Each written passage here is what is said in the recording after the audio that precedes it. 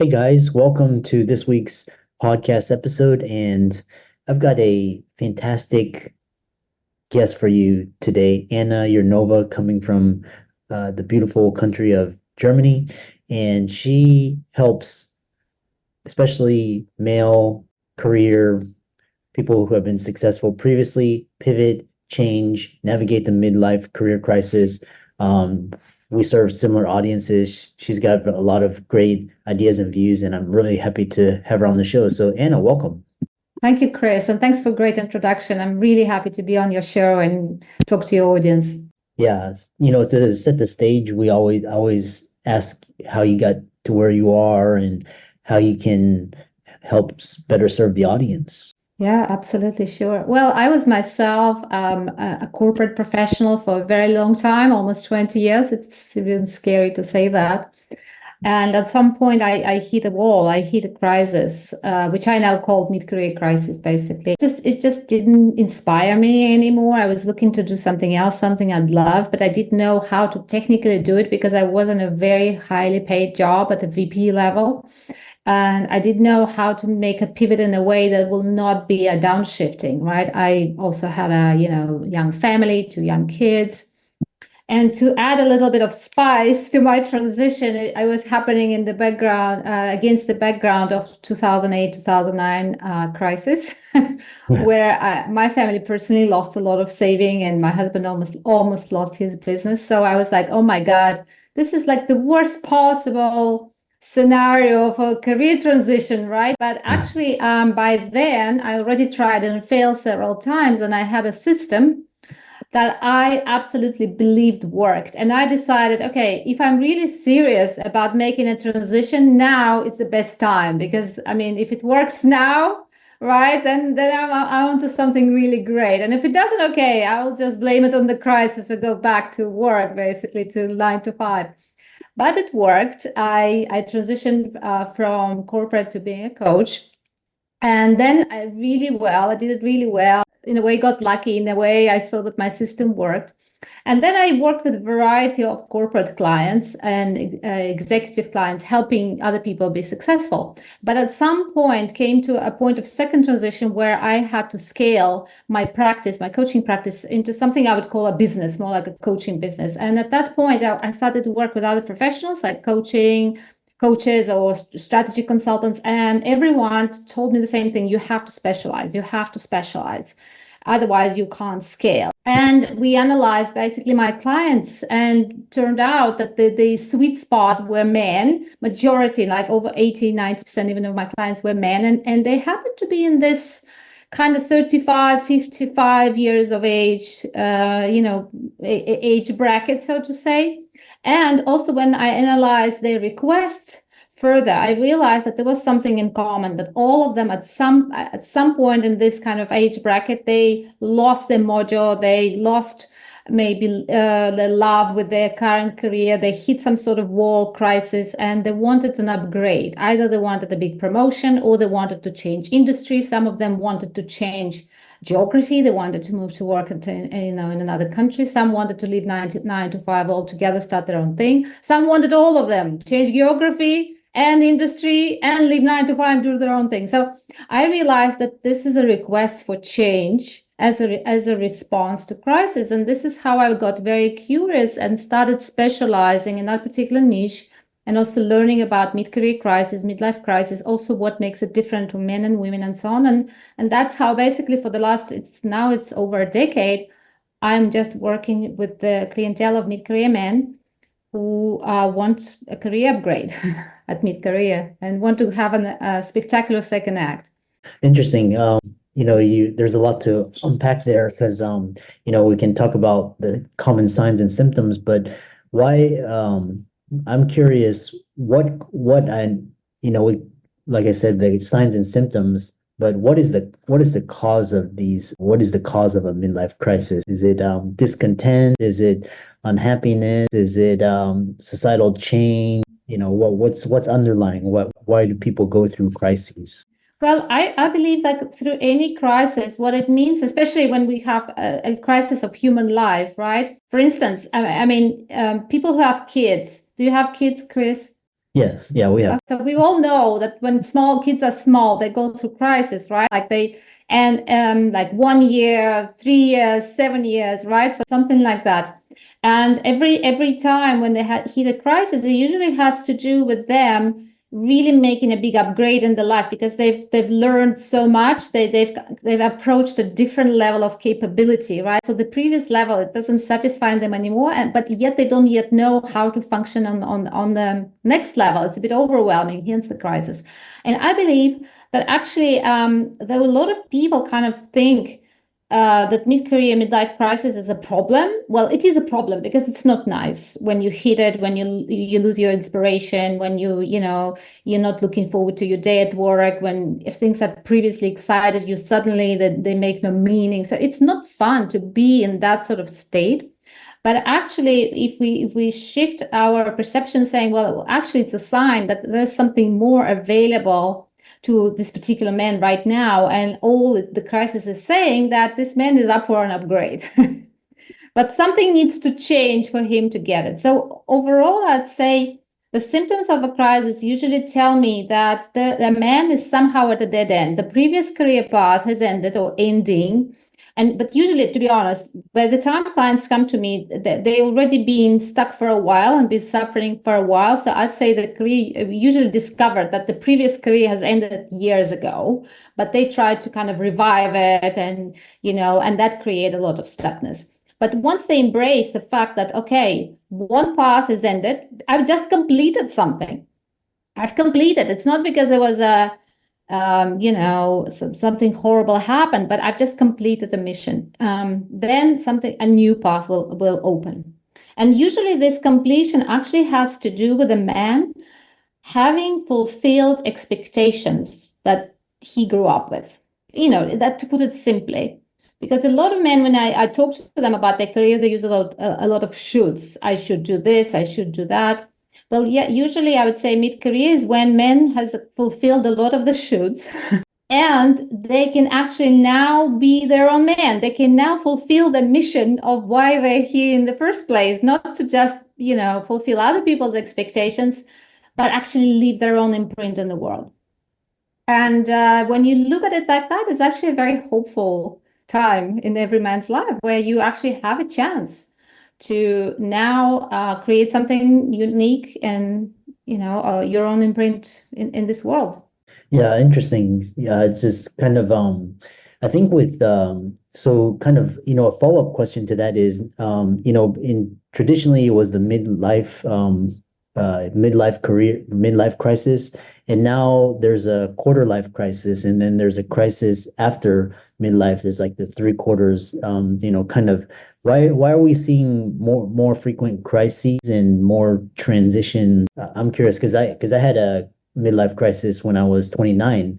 And basically I'm, fulfilled all the shoulds, and I'm like, yeah, I don't want to do this. I want to lead my own life.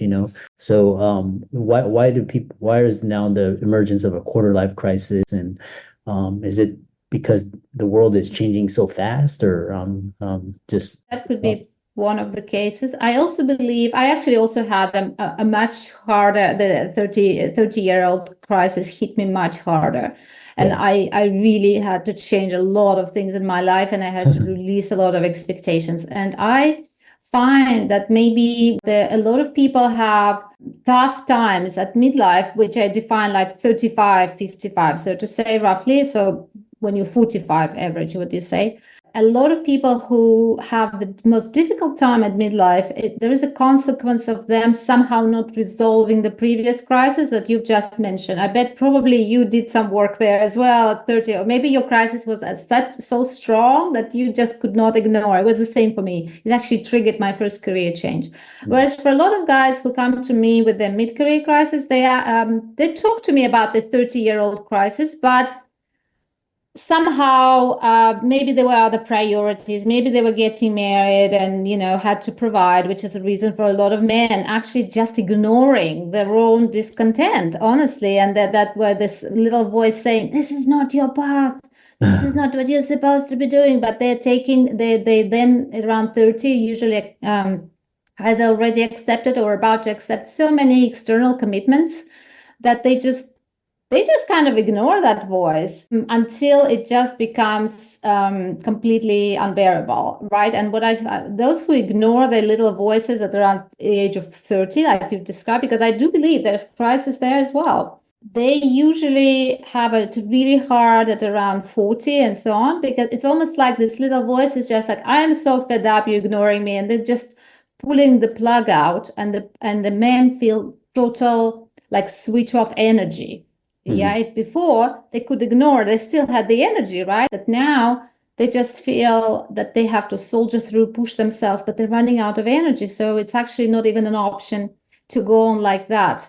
And the worst thing or the best thing, that they still have at least 20 years to go, right? So many come and say, I pushed myself, I soldiered through for 5 years, but I can't go like that for 20 years, right? So something has to change. So in a way, to answer your question, I think that all crises are related, and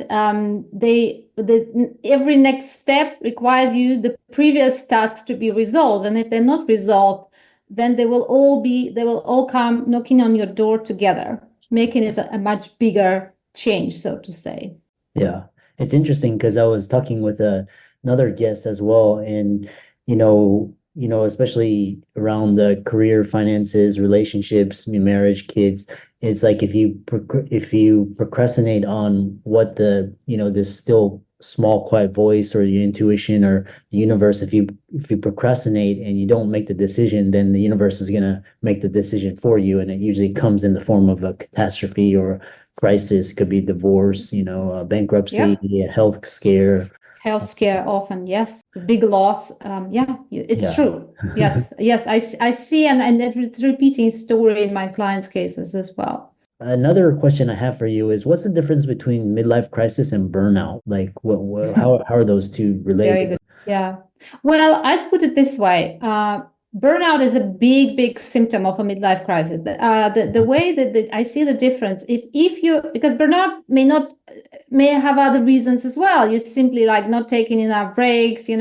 Sometimes people actually so in love with what they do that they neglect their bodily needs of rest, or food or something. They could be obsessed with what they're doing. It's not that they hate their work or they soldier through it, but they just, Yeah. they just get too tired, right? They just exhaust their resources and they need a rest. But usually in this case, when they have rested, they're looking forward to go back to work, and then they back to normal, so to say. Of course, they have to watch the maybe work-life balance. They have to, watch the workouts, but usually they're looking forward to going back to work after the rest. People for whom this burnout is already a symptom of a bigger change required,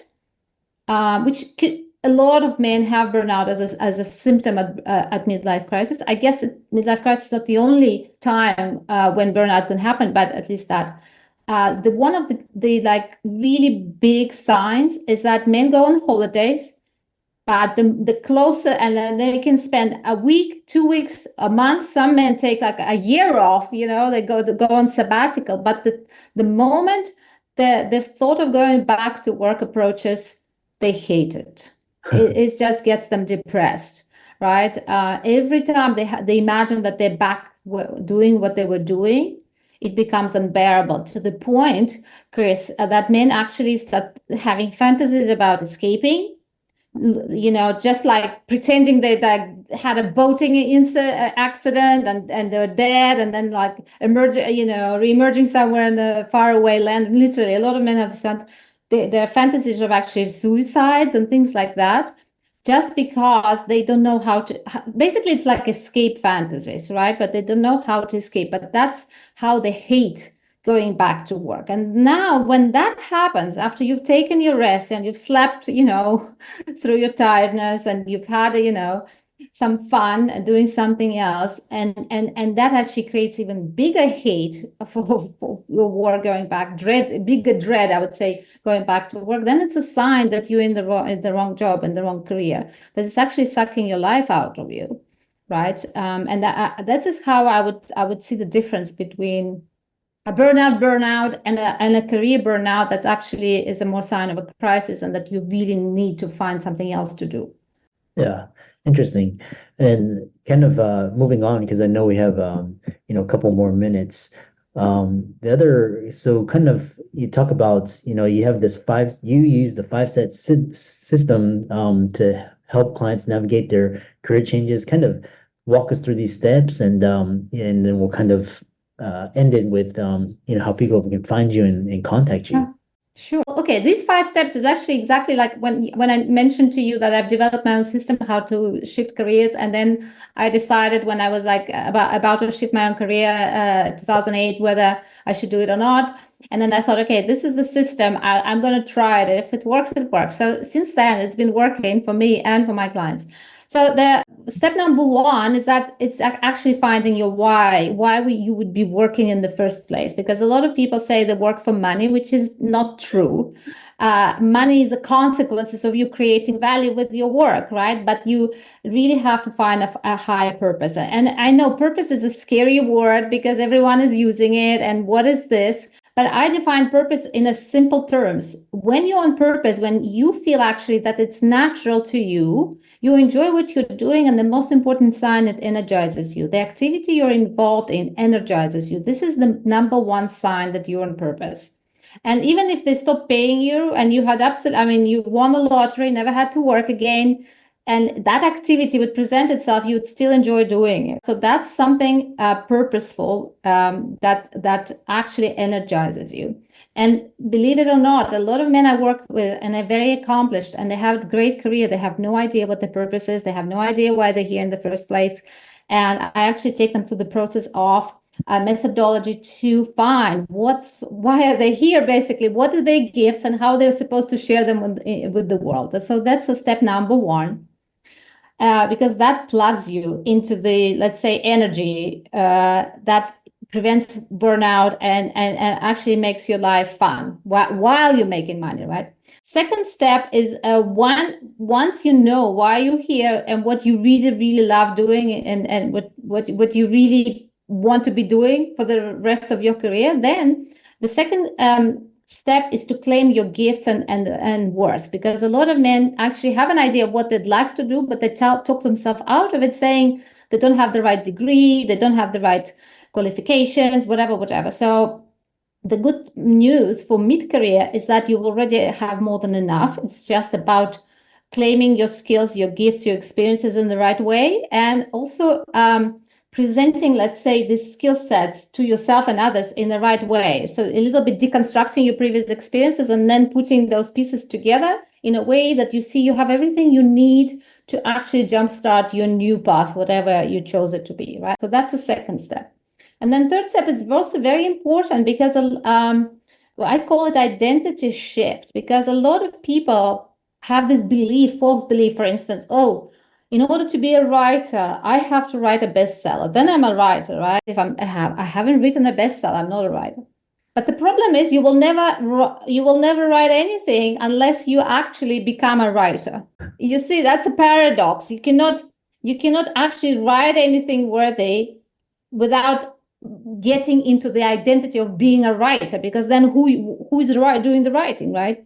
So and that's a kind of trick about that you need to actually shift your identity and put on the values, the mindset, and the let's say the worldview of the identity that you want to become before you actually fully become it, so to say, before, let's say, your accomplishments will prove to, let's say, to you that you're a writer, right? So first you need to become a writer, then write a bestseller. That's this sort of the sequence here. Yeah, and that's what I'm helping guys to do, to create this identity shift in a way. Again, there's a method that helps you do that. When you do the experimenting in the right way and you do the identity shift, and then already you make it happen in the external world. So that's a step number 3. And step number 4 is also very important. And many people know what it's all about. It's about networks and how you use your memberships and all sorts of networks, collective experiences, who do you know, what are the kind of people you connect with. But a lot of people use these networks in a very wrong way when they're going through career transition. There's a certain way how you need to use your network, which is differently to how you would usually use them. And I explained that in my step fourth. Well, to put it simply, I will not be able to share everything here. It's simply that you really have to make a very conscious effort to shift your networks towards those people who will be already connected to your new identity, right? Let's say you were a doctor and now you will want to be an entrepreneur. It's really important for you to connect to other entrepreneurs, because so that you see the world as an entrepreneur and you understand how entrepreneurs look at things, how they solve problems, what do they do? It becomes normal to you.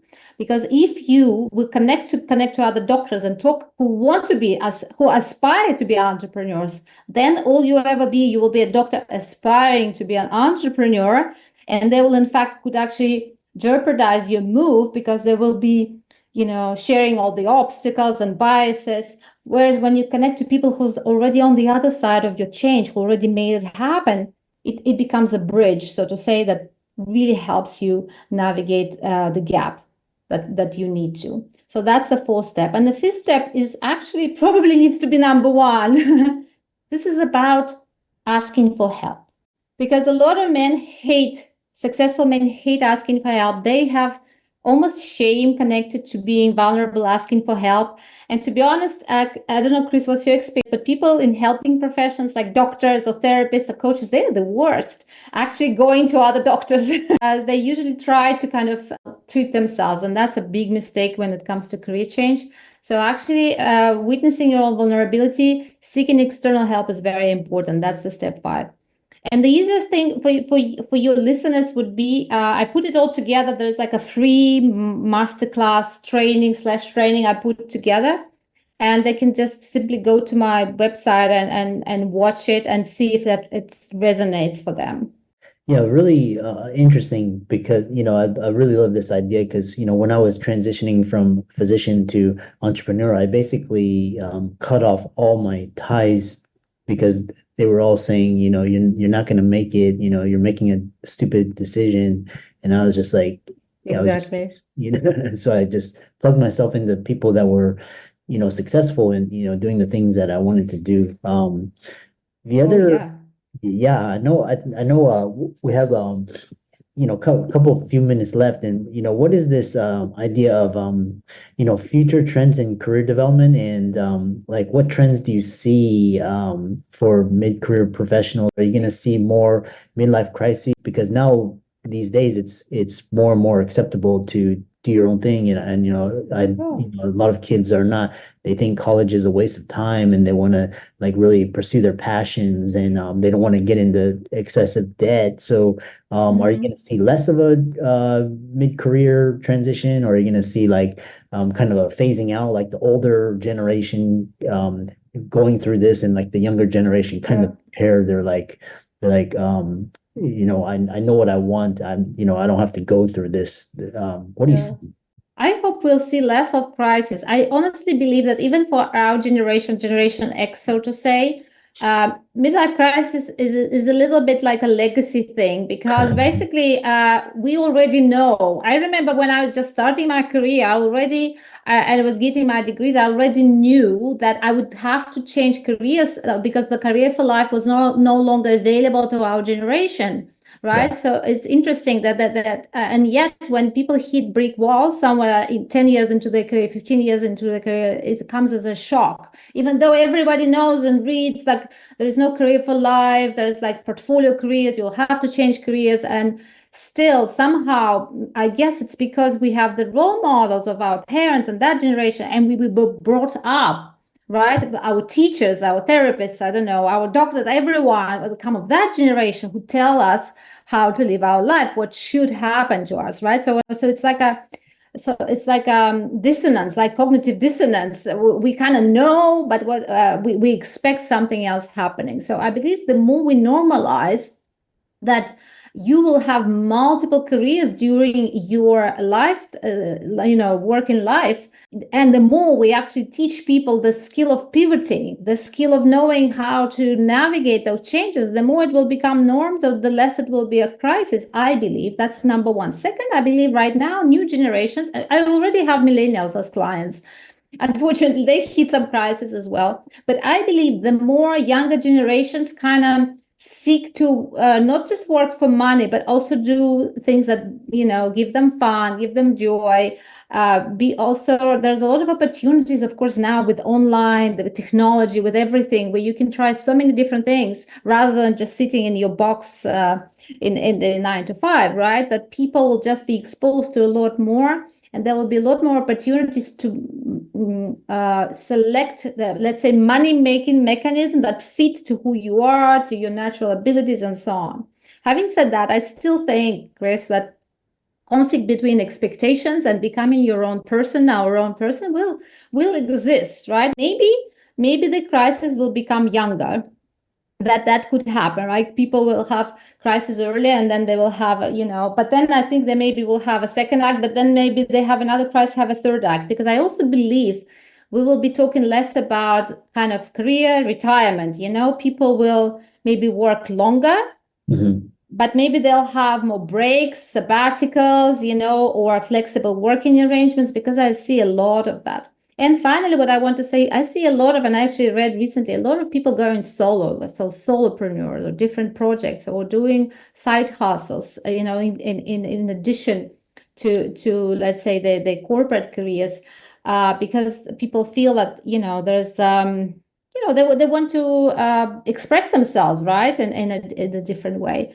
So I don't think we will see that there are no crises at all, but I think there will be just maybe different shapes, and we will be more conscious and maybe, less terrified by hitting a crisis. It will be just seen as growth, natural process. Yeah. I think Gen Z and Gen Alpha, they really get it, and they're gonna, I think it's interesting because they'll pay double for, a product or service if it aligns with their values, and they kind of really understand it. Gen X, and we kind of got smashed in the middle, with the industrial and then with the information revolution. So but True.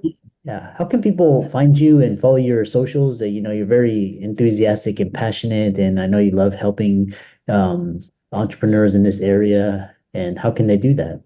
Yeah, sure. Well, listen, the easiest way to get in touch with me is find my website, which is Anna Urnova, my name.com, annaurnova.com. And there you can see this first free training, just heat free training, where I share my masterclass. It's only like 45 minutes, but you can really check your symptoms, go through the 5 shifts that I'm sharing, and already learn a lot. And if that resonates, you can even go one step further and book a free call with me if you're in that mid-career range, and if you're a man and you feel like this resonates, and bring your question to the call. I will just look at your particular situation, and I will honestly answer those questions. And honestly, this 45 minutes that guys spend with me on this call sometimes are life-changing. I wouldn't say every call, but a lot of guys tell me, I've never spoken to this to anyone. Even my wife, even my therapist don't know. And thanks very much for validating what I'm going through. And a lot already, leave the call with a solution. Why not? Give Yeah. yourself a chance there. Yeah. One final follow-up is just out of my curiosity. Are you seeing a lot of your clients more from the West or Europe? Because I know there's cultural differences, and are you seeing it more, your clients are more European, or I'm just for my own? Clients, I have European clients. I have a lot of clients, for instance, from Middle East, where a lot of expatriates work in Middle East, and of course the careers are very important because the families usually travel with them, and they're dependent on the income. Well, I would say often, for instance, when I have clients from North America, it's usually people who maybe need a different look. Maybe they feel, for instance, I had guys from Army, Americans in the Army about to retire, and they felt that, well, retire from the Army, which means they're like in the 45, 46, and having no idea where to go next, and really wanted outside perspective, a little bit outside maybe of the system where they where they operate. So but I do work well with Americans, and most of my clients come US, Europe, and Middle East, basically expats from Europe or America who work in the Middle East. That's what I would say my most of my clients come from. I really enjoyed this conversation, and for the audience, be sure to check out Anna's socials and give her a like and follow. Reach out to her for a consultation. And thanks so much for coming on. Thanks very much for having me. And by the way, congratulations for having over 1,000 shows. That's quite an achievement Yeah, for a podcast. I Thanks a lot. appreciate that. Thank you.